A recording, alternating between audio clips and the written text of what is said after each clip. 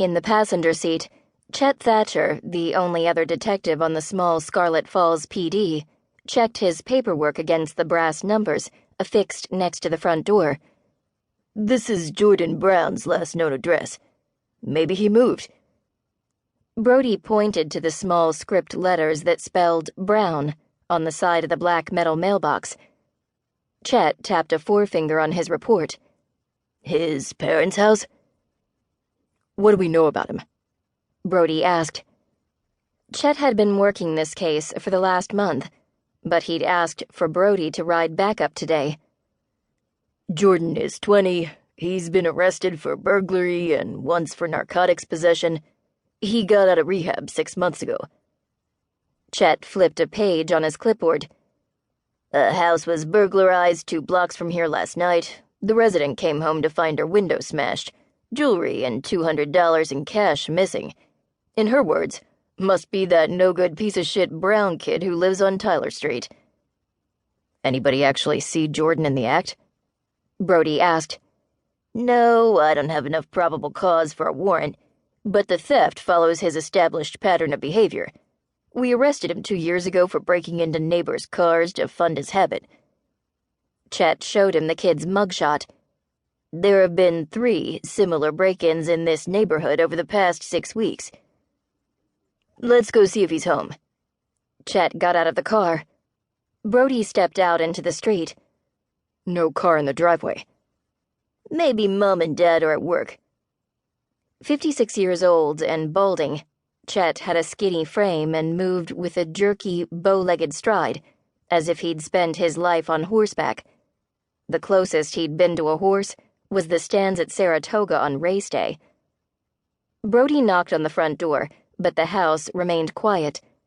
Chet stepped into the flower bed, cupped his hands over his eyes, and peered in the living room window. "See anything?" Brody asked. Chet shook his head. "Maybe no one's home." Behind the door, something slammed. The house rattled. Brody and Chet ran around the side of the house. A thin man in jeans and a black t-shirt raced across the small back lawn and vaulted over the 3-foot fence, landing next to 3 grade schoolers playing in a sandbox. He paused on the other side and glanced over his shoulder. Brody recognized Jordan Brown from his photo. "Stop! Police!" Brody yelled. The kid bolted, and Brody followed, tossing the car keys at Chet.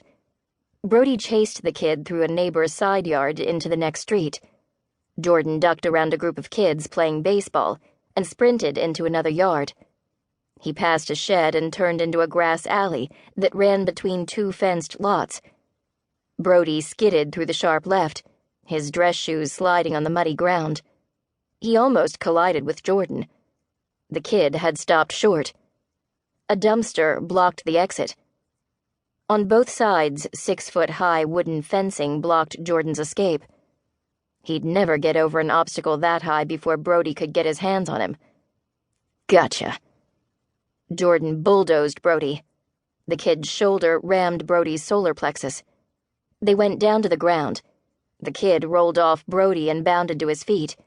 He took one running step before Brody grabbed his ankle and sent him sprawling. But Jordan recovered with the speed of youth, getting his feet back under his body. Where was Chet? Brody kept his ears tuned for the sound of the unmarked police car as he lurched to his feet and grabbed Jordan by the collar. The kid spun around. His hand went into his pocket. Sunlight gleamed on a knife. Jordan lunged. Brody turned his body to dodge the blade. He grabbed the knife hand and twisted the kid's wrist until the weapon dropped to the ground. Converting the wrist lock into an armbar, he forced Jordan face down on the ground and pinned him to the weeds with one knee in his lower back. "You are under arrest." "Get the fuck off me!" Jordan squirmed. "Hold still.